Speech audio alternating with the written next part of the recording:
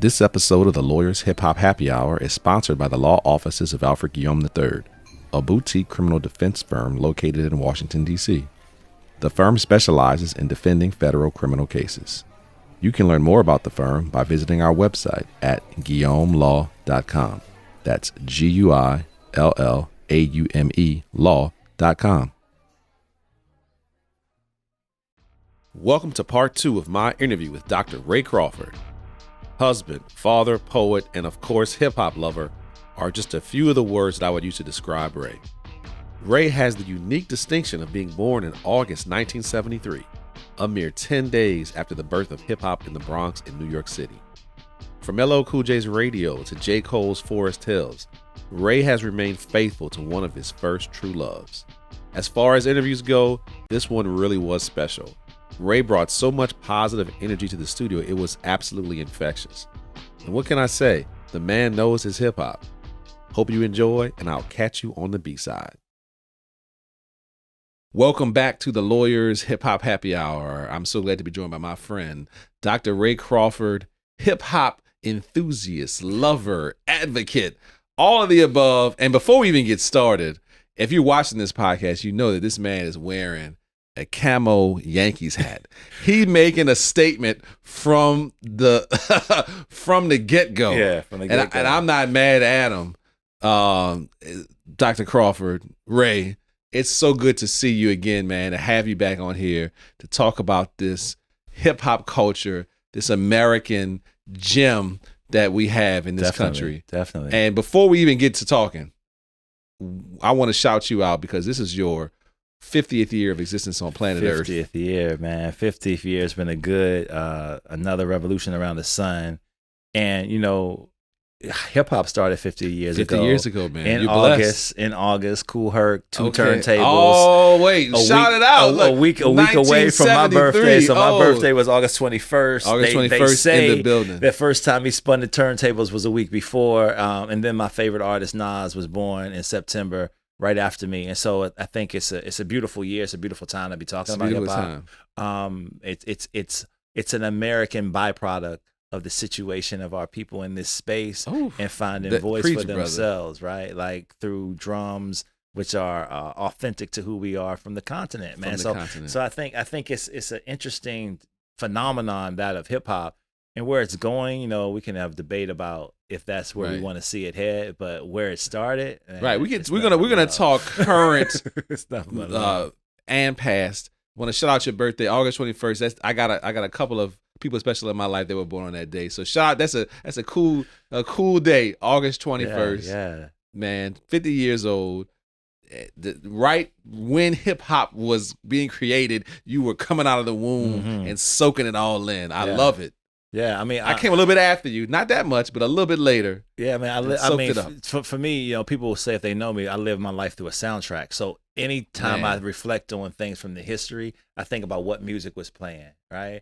Like I think about the first time I heard, you know, LL Cool J. We're looking at the table. Let's jump right into it. Let's I heard go. LL Cool J, my radio, I was probably in the 6th grade, and you know, I wanted a Kango so bad, like so I could look like LL. You know, my radio, believe me, I like it loud. I'm the man with the box can rock the crowd. Yes, sir. Yes, sir. It was. I had never heard anything like that, and so where I'm from, like when I first got to middle school, I was still listening to like, you know, R&B because my parents was really on R&B. Of course, but and you know, hip hop is universal. It pulls from R&B. Man, but it blew up when I was in middle school. Yes, sir. Like hip hop became that, you know, my Adidas with Run DMC. Yes, sir. You know, all that became like so normal when I was in middle school. Right. And so right now, I mean, LL Cool J was the first tape.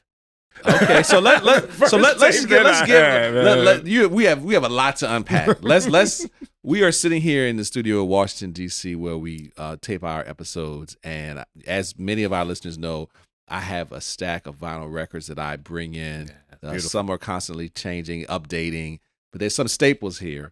And as with many guests, I asked Dr. Ray to pull out the albums that just inspired him, that were his favorites, but there's a limit, right? So the first record he chose was, as he just mentioned, LL Cool J's debut album from 1985. Okay, My Radio. And this album, I mean, and actually, if you look at the back, you can see on the video when you're looking at the video, the shoes that he's wearing, the Air Jordan 1s, actually, we've got them on right now. And this is how many years later? Definitely.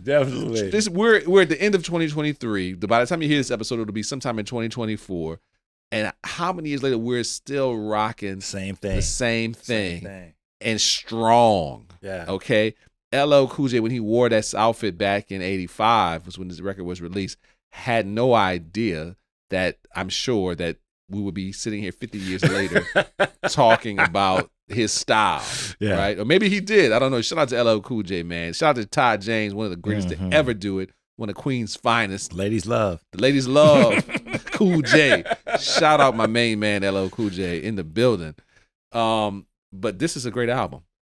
So, of course, Dr. Ray, I'm going to ask you to take a look at the album and tell me, maybe you already know, you don't need to take a look. Maybe you can just tell me what your favorite track on this album is and what it means to you. Yeah, so, I mean, obviously, Rock the Bells is the one that I would wake up with. But I don't know, man. Radio was like, I got a radio, so I got a box. Right. Like, my parents had a box because my parents were young, right? My parents had me, they were 19, 23 when they had me. So how old were you in 85? How old? 85, I was 12. Okay. I was 12 or 11. 8. Yeah, I was 12. I was 8 years old. Right, so I was 12 years old. I had just got, I think I asked for a boom box for my for Christmas. Yeah, you see the boom box, and I got like 2 tapes. I think I got LL Cool J. I don't know if Crush Groove was out because Crush Groove he was a star in Crush Groove, and then like New Edition. I think it was like maybe right. Oh, which one is it? Cool Candy Girl? Candy Girl. Oh, yeah, I had actually that vinyl album. Candy Girl. It was a Cooler Now. I can't remember which one it was my first tape, and these were like my first tapes. And then I had because we in DC, I got to give a shout out. I had a tape that was like a go-go tape. Like I had a go-go tape. Shout out to go-go. Yeah. And so those I had like 3 tapes. And I'm telling you, I wore those joints out. Right. Like it was every day, like playing the same songs over and over and over again. But LL Cool J, man, I wanted to be like him. He had muscles. Right. He was cool, man. He was a cool like dude girls still. liked him. He always licked his lips. Right. I thought he was the man. And you know what? So, it's a cool LL Cool J story. You're probably aware of it. One of my first tapes that I bought was Self-Destruction. Self-Destruction. Right. Headed for Self-Destruction. There's an iconic verse from MC Lyte, who's one of my favorite. Funky Fresh, dressed and fresh, ready to party. Money in your pocket, down to move your body. To get inside, you with a whole $10. The knife Scotch tape with a razor blade taped to your collar. Leave the guns in the crowd and the rhymes alone. MC Lyte's on the microphone. Absolutely. Shout out MC Lyte. That was it. Shout out MC Lyte.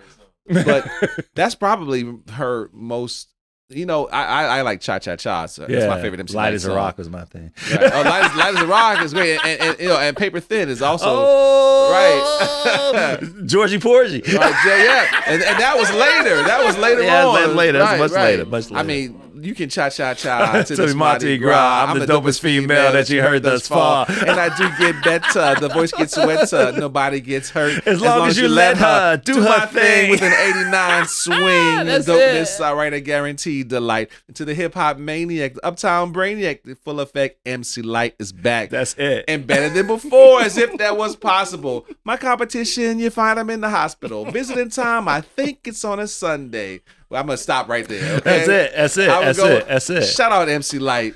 I'm just saying, but real quick, Alfred, I mean, I think hip-hop for me, I'm an enthusiast, I'm a originator. I just think that lyrically people were different, right?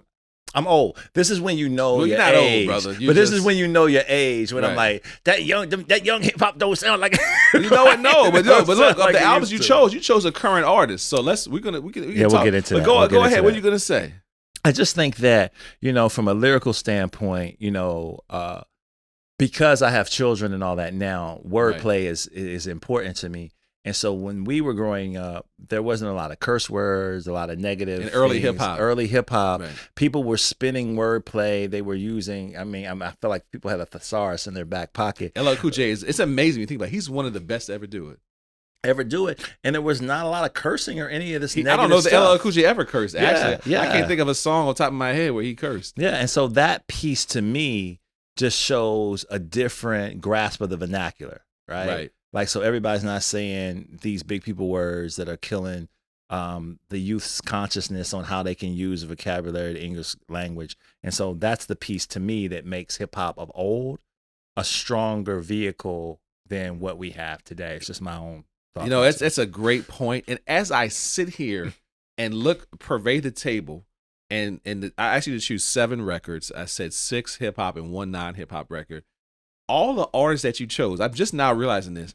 There's not a lot of or any curse words in any of these artists' songs, with the exception of maybe one record. Yeah, but that's really that. So you really that is really amazing that you you're living what you preach. Yeah, I mean, that's because I feel like that's how hip hop was born. Like, I think what it has morphed into, you know, we can get into the deep argument about, like, I remember when gangster rap came into play, you know. And that wasn't too long after. I mean, 1988 was MWA's debut album, Straight Outta Compton, which it's a great album. I grew up listening to that album. Yeah, I graduated in 1991 and rode to Myrtle Beach with a whole bunch of different people and listening to NWA the entire ride and understand what they did. But that was counter to X-Clan. And a lot of the conscious rap that was out, you know what I'm saying? The Vainglorious. The Jungle Brothers, you know, the Native Tongues. Right. Latifah and crew. We have Pete Rock and CL Smooth was part of Native Tongues, De La Soul. Black Sheep. Black Sheep. Money Love, Tribe Called Quest. These groups were using hip hop to promote a different type of connectivity to what was happening in the community, but also just where we were as young people. Like, they were giving voice to our experiences. I think Phife Dawg and Q-Tip did it better than anybody. And so there wasn't all this drama. When we got exposed to what was happening on the West Coast, there was an attractiveness to that. But then at some point, it only became that. So I enjoyed NWA. Right. Their early albums had a radicalism to them that I thought was important. First album. Yeah, the first album had a radicalism to them. I think it's I think it's in the argument for one of the most important albums in all of hip hop history. Yeah, but you could do a dissertation on what it did to hip hop going forward. Mr. PhD, I mean, Dr. Crawford. You can set in how it shifted, how we started to speak, and how it drowned out the conscious voice that was happening. I mean, think about KRS-One. And some of what he was delivering. Supreme over everything. Yeah. But you also remember, though, the KRS-One, when he started out, the first album, Criminal Minded, was not a conscious album. No. And it wasn't until the death of Scott LaRock that he became conscious. Yeah, we ain't here dropping it like we on, you know. So, I mean, there's a place, I think, but I see your larger point about lyricism. Yeah. And even when KRS-One was in the gangster rap mode, which didn't last very long. No. He is still a lyricist first. Yeah. And artists of our era were lyricists first. Yeah. And that is something that we lose a little bit today. Now, we do have lyricists in our era. Yeah. But back then, to have any kind of credibility, you had to be a lyricist. Yeah, you did. That was a badge of honor. Exactly. On both coasts, West and East Coast. Oh, yeah. I mean, I think that how wordplay was supreme. And there are some people today that if they were to eliminate certain aspects of their vocabulary, like Meek Mill, one of my favorite artists. You're a big Mill fan. I'm a Meek Mill fan. Shout out to Philly. I think Mill, you know, when I work out, like Meek Mill, like it ain't nothing like Meek Mill gets you hype. Oh my God. But my whole thing is if he was to use his ability differently, right? Who could he move? Right. He would be dangerous. But Meek Mill has done some work on prison reform. He has. Talk about use him as an example. Yeah. But do his lyrics reflect the work that he's maybe done outside of the because songs are fiction for the most part, right? They are. Do the two things match up? It's an interesting conversation to have. Songs are fiction to you and I, but songs are real to those who are much less our tenure, right? Mm-hmm. So we can differentiate between. But could we at the time fantasy? When we were young, these artists that like NWA, for example, when they're talking about the things they're talking about, I don't know. I don't remember whether I differentiated or not, but. I remember the break, right? So I remember NWA, and then I remember when Ice Cube split. right? Oh yeah, and Ice Cube was more revolutionary than NWA was early. America's Most Wanted, Death Certificate. Yeah. Right, the Gorillas in the Mist, the Lynch Mob. Yeah. Shout out to Ice Cube, man. Another all-time great. Yeah, Ice Cube had brought a different format, and then obviously Hollywood shifted. Hollywood Burn. You remember that song? I remember that with Big Daddy Kane and some more people on there. Right. Like, that's so crazy that Big Daddy Kane was on that song. Yeah, Big Daddy Kane, who was original. And so I think that, that was when we were starting to have this shift, this conflict in hip hop, which then spread into East Coast, West Coast. Right. And we know how that, played out to the detriment of two of the of biggest the culture. And, And two people lost their lives. Two of our most talented artists lost their lives. Yeah. And for what? For music. For bravado. Bravado, right. Which is symbolic of how many of our young people are losing their lives still because of bravado that is substantiated by the music that they play before they get hype enough to go do what they do. Right. That music gets you in the mood to do these things, quote unquote. Yeah. But we are. And it's interesting that you talk about all this stuff and talk about being an elder statesman. I guess. In your hip hop appreciation, but there's records in the crate that are newer and older. Yeah. You still chose for one of your choices a newer artist. Yeah. And that's J. Cole. Who is one of my all-time favorites, one of the best of this generation. And you chose the album Forest Hills, which is released in 2014. Yeah. And I have a great my favorite song. Let me hear what your favorite song is let me see if you understand. Well, I want to make sure it's on here because when I came here, I just want to make sure. So apparently, it's one of my favorite songs on here. But "Love Yours" is the best. So I was listening. I actually let my wife hear "Love Yours" earlier because ain't no life that's better than yours. Ain't no life that's better. I think when I first heard the lyrics there, it was kind of like it made me sick. She's from Carolina as well. Yeah. Vietnam is J. Cole's Vietnam. She's from Charlotte. But I think that the thing that there was a Jay song early where he said, "I let Nas down," when he was making some commercial rap. And he idolizes Nas. Nas is my favorite rapper. Mine too. Like we have walked. Shout out to we have walked life, together. Illmatic, my favorite album. We're going to get to that, brother. Don't worry. But so I already appreciated Jay early because he gave deference. I'm big on deference to the current ancestors. But the "Love Yours" piece speaks to how do we look at our own life and stop being envious of others. And in the hip hop world, it's all about bigging up what you're doing, being better than someone else. And when I heard that on this album, I had already liked him from, Sideline and from his EP that he put out. So I already liked his music. But when I heard that, I was like, he's a thinker. He's thinking beyond right now. He's appreciating the moment that God has placed him in and the values that are part of his life. And he's really given us something to reflect upon. That even though my life might not be what my brother's is or someone I'm admiring, that if I don't, there's nothing could possibly be better than the life that I'm living. Man, it's a deep sentiment, right? It's deep. J. Cole is deep, man. Yeah. I cannot follow up your articulate explanation of that song with my favorite song, but I will tell it to you anyway. Yeah. From that album, it's Saint Tropez, and that song to me, it has a great soul sample. Yeah. And it's just a really just a cool vibe to it, man. And there's no cursing on that song. So my kids know this song. I play this song all the time for them. They're like, "Dad, what are you doing? You playing Saint Tropez again?" I'm like, yes, I am. That's my favorite J. Cole song. And I'm so glad you chose that album because but I have to ask the question though. Who you got? J. Cole or Kendrick? So I like Kendrick's work, right? But I listen to more J. Cole, right? Like so I because there's a rhythm, there's a flow to Jay that I appreciate. It's just like Jay-Z and Nas. Like many people like Jay-Z, he's prolific.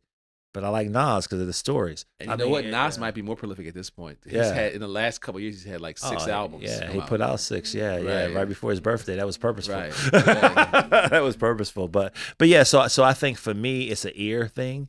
And so I think Kendrick Lamar is awesome. I don't think he puts out as much music as he possibly could. Right. I think he rose to a higher level of stardom very quickly. I think his last album demonstrates his conflict with that.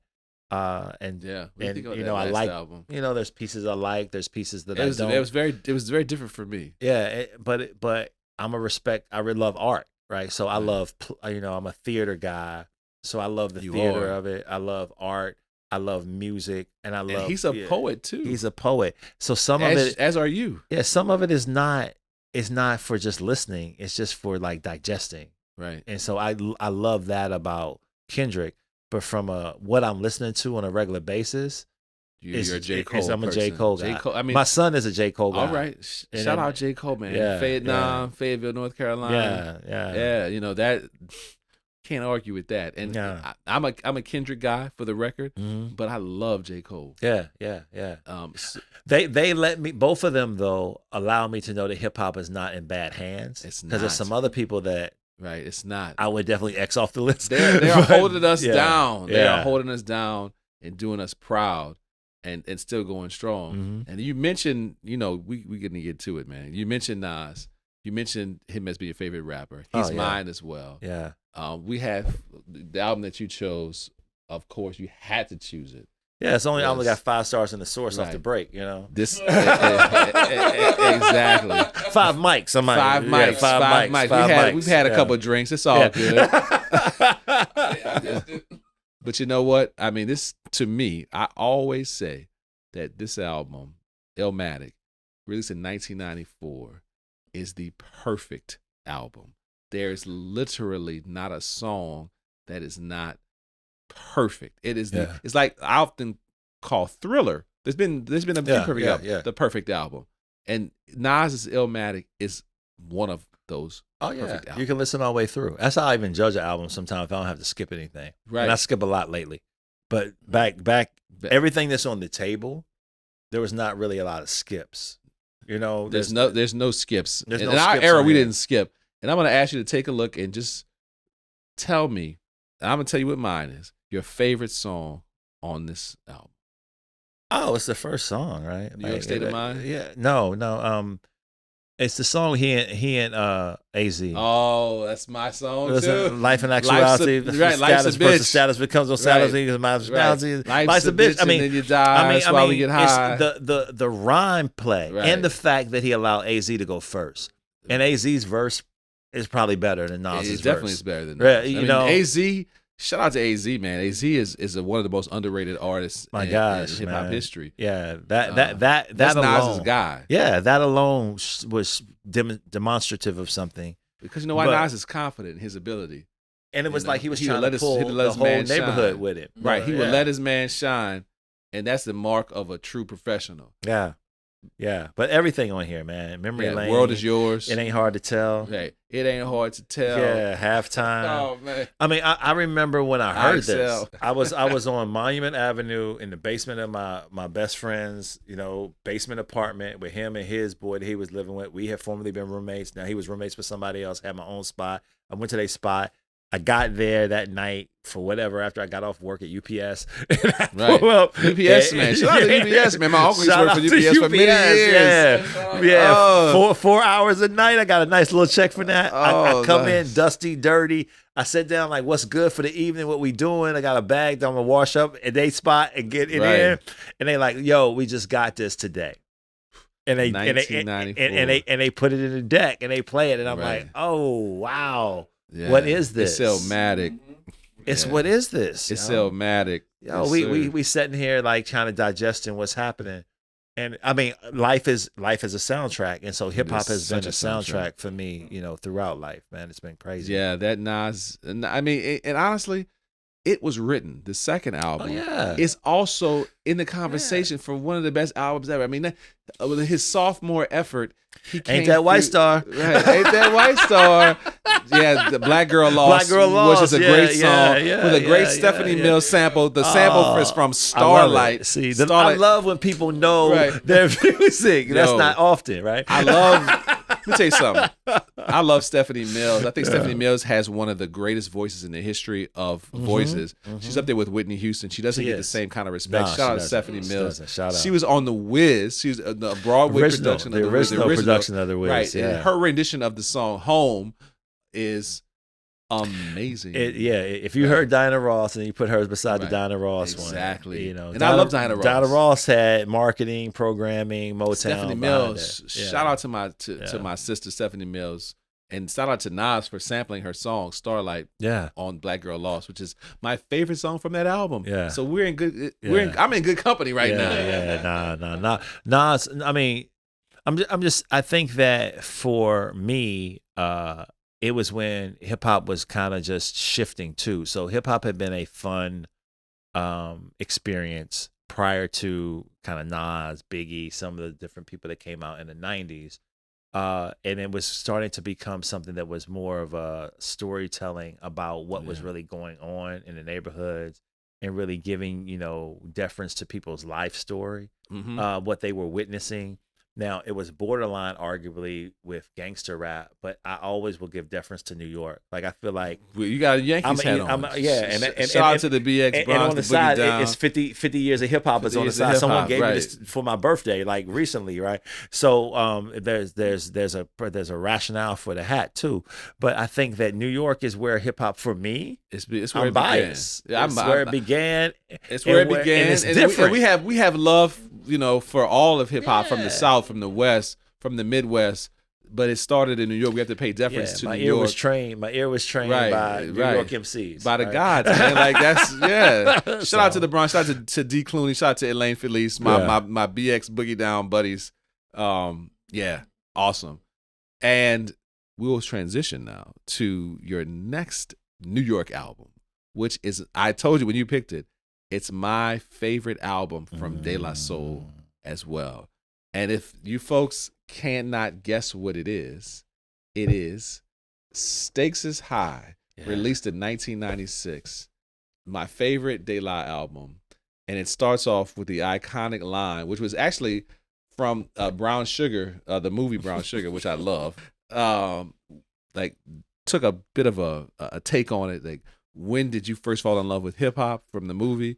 But on the record, it talks about where were you when you first heard Criminal Minded?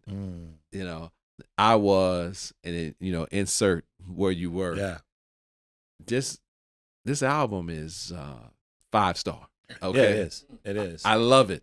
I felt like my favorite De La album. I felt like it was De La's quintessential moment, right? So I think that they were different, right? I felt connected to De La because they were not the average African American kid. Correct. They weren't gangster rap. They weren't Nas, which was straight New York. They were like suburbia. From Long Island. They were like suburbia. Right. And I felt connected to the vibe. But Stakes is High was when I felt like they were really coming with a different sound. I enjoyed their album, again, a front to back. This is when we're talking about how do you grade an album if you can just let that album play and you don't skip anything. And back then it was a tape. Right. Or a CD at some point. Or a CD, and I think I had a tape player for a long time. I mean, I even had a tape player in my car where that joke would just shift out and like do some different stuff. Right. But I digress. Y'all don't know about the tape player these days. Man, I had a Honda Accord, man. Oh, I did too, man. I had a teal green Honda Accord 4-door. Set doing 16s, man. Wait. Edit that last part out, but so did I. Man. The teal green. Man, I had a 90 Accord. Mine was like 91. Lord. Yeah. I had 4-door. I had a 2-door. Yeah, I had a 4-door, so I could put people in there. And then I had a little bit of thump in the back. Had some 10s in the back. My trunk would be like. So if you sat in the back, man, you couldn't hear nothing. Wow. That was my joint, man. My dad tended that joint. So I'm just saying, my dad, I'm not digress. My dad, I knew then, my dad was hard on me. But I knew then when he took me to get my car tinted and he helped me get my rims, when he paid like half of my rims. Wow. I didn't have rims. I mean, I had 5 stars. I had the 5-star rim. But when he helped me get my rims and a tint, I was like, Because he had a caddy. My dad. Oh, wow. His dad was pimping. He still got a Cadillac. My grandfather had a caddy. That's why I got a Cadillac outside. I mean, I've not seen your car. You do have a Cadillac. Come on, man. The apple don't fall far from the tree. It does not. Man. But anyway, Stakes is High, man. I mean, the album itself to me was dope. Even the title track. Like, my favorite song is actually the title track. Mine too. Which is bugged out. Most of the time on an album, the title track is not your favorite song, but the Stakes is High. Just the beat. Stakes, and they had the remix of Stakes is High as well. Oh my gosh! And now you can hear it. Like, for years, like if you're using digital media, if you're using anything on your iPhone or whatever phone you use, you couldn't hear it because their music was kind of locked up. And it just recently opened up to the world, man. So if you guys have not checked out De La Soul, if you're not familiar with De La Soul, I saw De La Soul, Nas, and Wu-Tang. My wife took me for my 50th birthday to see them. Wow. That's a good woman, yo. Oh man, ladies, did y'all hear that? Wait, repeat that. What you just said. Your wife did what? It was Nas, Wu-Tang, and De La Soul. That's a good woman. Concert was phenomenal. What venue? Where were you? We were right here in DC. So we were man, Capital One Arena. Shout out to DC. Shout out to Chocolate City. It was crazy, and so I stood up the whole time. So it was just like, I knew that this was something that spoke to me from a hip hop standpoint. And everybody gave their all. The show was good. People were entertaining. So I'm just saying, we still got it. Folks still got it. Folks still got it, man. I mean, this is a great choice that you made, and we will transition to someone who appears on the Stakes is High song, but had his own group and his own successful career. Of course, it's Mos Def. Oh man! Shout out to Mos Def. Yasmin Bey or whatever you want to call it. Yasmin Bey, yes, Yasmin Bey. Shout out to Yasmin Bey, our fellow Sagittarius brother. Yeah. Who, with his good friend and fellow Brooklyn native, Talib Kweli, released in 1998 the record Black Star. Oh my gosh. The group is Black Star. Is their first and only album. Yeah. And do you remember which song speaks to you on this album? Respiration is my strongest song. But also Brown Skin was on later. that song, right? Yeah, Common was on Respiration, but Brown, and in the remix, I think Black Thought was on there from the Roots. And Black Thought, one of the best to ever do it. Brown Skin Lady was also that's my favorite song. Yeah, amazing song on here. But the thing is, it's like this album, right? Like, so where I was at in life was like, I had come to DC and I had been introduced to like the poetry scene and I introduced to Howard. And so it was very much a cultural redefinition of self. And so this album was like, again, a soundtrack to the life that I was living at that point in time. The whole respiration piece was like, I am now breathing and totally in essence of who I am. Yes, sir. And I have found a music track. I have found my people who kind of are in that same space of identifying with who they can become. And the album was just amazing. I was sad. And Black Star, when you get into the educational aspect of it, Black Star Line was Marcus Garvey's ship to go back to Africa. Wow. Like the immigration aspect to go back to Africa. I'm 40-something years old, and this is the first time I'm hearing that. Oh yeah, the Black Star Line was a true thing. So even when you think about the album, they are trying to take you back to the continent, basically because of what they're doing with the music, but it's definitely connecting you to history. So man, it was like, shout out Mos Def, Yasmin Bey. Shout out Talib Kweli, Brooklyn's finest, and shout out to Dr. Crawford for blessing us with that knowledge, because I didn't know. My man. Black Star Line, man. Crazy.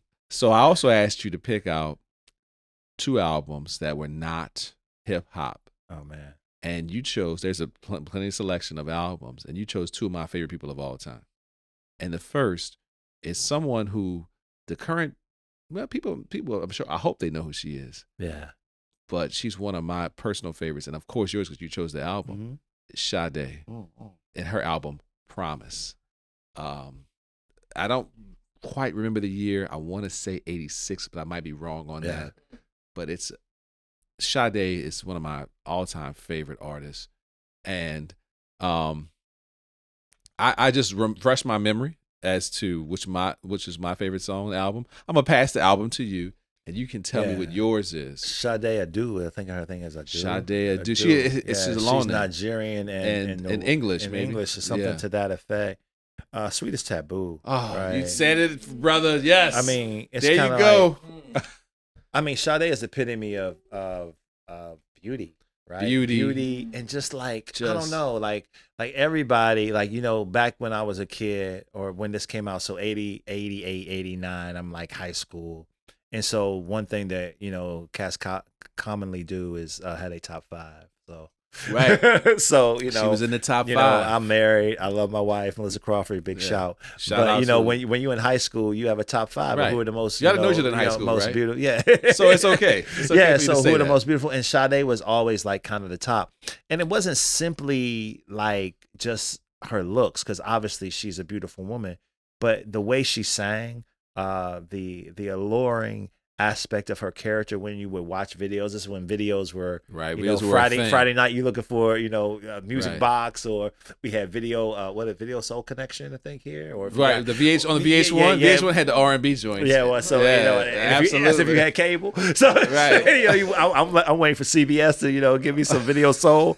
So anyway, when you would see Sade, Video Soul, shout out to VH1. Yeah, man. when you would see these videos and you would get an image of what was out there, it kind of expanded. I'm from a country town, so it's kind of expanded. Like, and she's a beautiful black woman. Yeah, and she's and not classy. Yeah, classy, and her voice is amazing. Amazing. So I saw her once in concert when she did the Lovers Rock tour. When she came you saw back, her in concert. I saw her in concert. Never had the privilege. Man, it was phenomenal. So yeah, Sade. Shout out to Sade. Yeah, Still doing it. Just one Still of the best to ever do it. Our next artist that you chose, our next album that you chose, I just finished saying that Thriller is the perfect album. However, the album that you chose next, which is we'll see in the camera shot, we're sitting right behind you, is the iconic Off the Wall album, released in 1979 by Michael Jackson.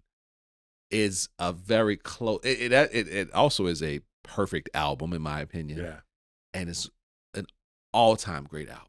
And Yeah. it really catapulted him to the future success that he would have with Thriller and then Bad right after that. So those 3 albums to me are Michael Jackson. He had a ton of albums, but those 3 are my top 3, obviously. Yeah. I think Off the Wall, man, for me is like when he found his voice. Oh, and my so goodness, yes. At 1979, I'm like 6.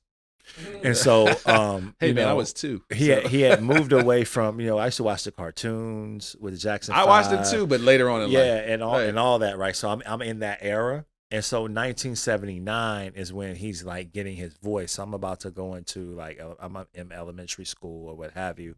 And I just really think Mike is phenomenal. So he hasn't yet dropped Thriller or whatever.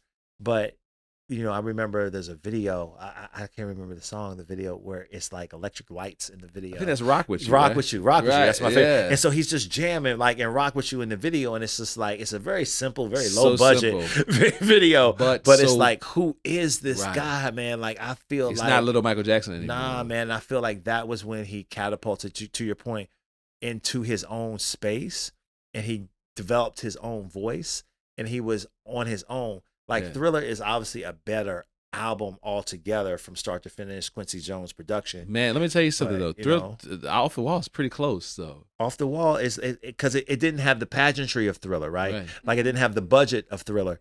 It was when he was finally like, I'm good. Like I love my bros. I love my family. But I'm gonna do me. I am about to be this thing, and he's on the cusp of about to be this thing that we don't even know, right? Like he doesn't even know. He doesn't know how large he is about to be. Can you imagine? People the faint when they see you. Oh. The fame that he achieves. Let's think about it. From 1979 to 1989, because Bad was released in 1988. Yeah, the fame that he achieved in those next 10 years, which is not a long time, was just with the meteoric rise to fame. Yeah, man. I cannot even imagine. Yeah, Mike. In a pre-internet world, I mean, just the fame was just unimaginable. Well, the fact that when you can impact people who don't even really know what you're saying, right? Like when you watch a Michael Jackson concert, he's in Bucharest, and people passing out, and they have no idea what Dirty Diana means,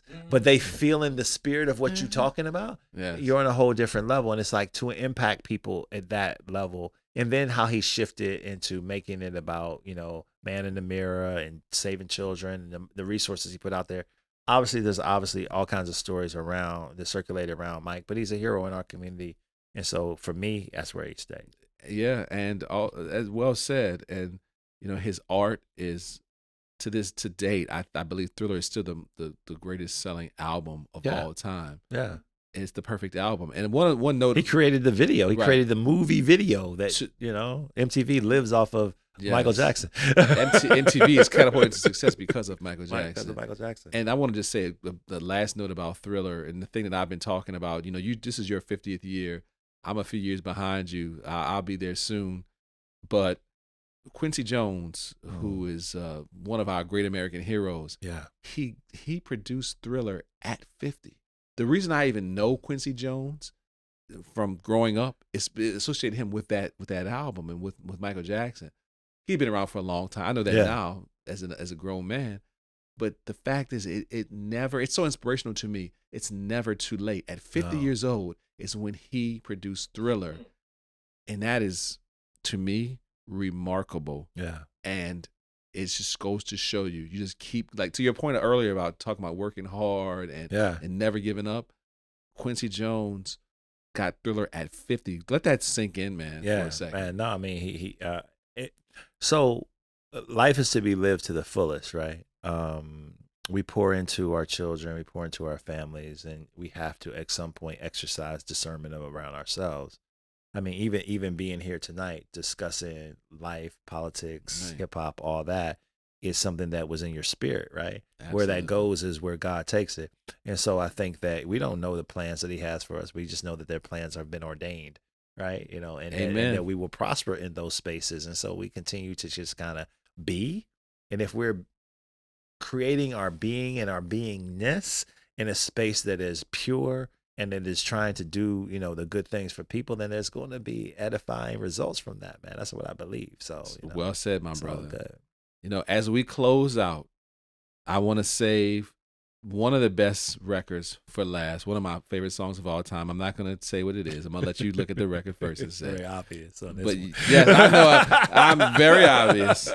But you chose Mecca and the Soul Brother by Pete Rock and CL Smooth. I think this was released in 92. Yeah. And I'm gonna pass the record to you for you to tell me what your favorite song on this album. Obviously on this album it's Reminisce, right? Obviously, T-Roy. So I think it's CL Smooth's brother, Trouble T. Roy, used to dance for Heavy D and the Boys, and he fell off a scaffold, some craziness, and passed away. That's hip hop history, y'all. This man just came with that. So it's kind of like, but Mecca and the Soul Brother was one of my good songs too. Such great soul samples on this album. Pete Rock was a excellent, basically DJ, digging in the crates type of producer. DJ. I mean, he's amazing. CL Smooth. People used to think I looked like him. I lived off that undergrad, right? Make sure my temple fade was just right, so I could, light skinned brothers making a comeback, or they never left.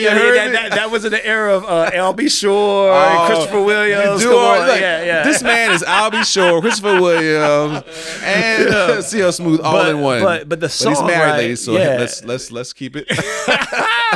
But the song, so again, Reminisce, man, it was like so deep. For one, it was a shout out to his brother.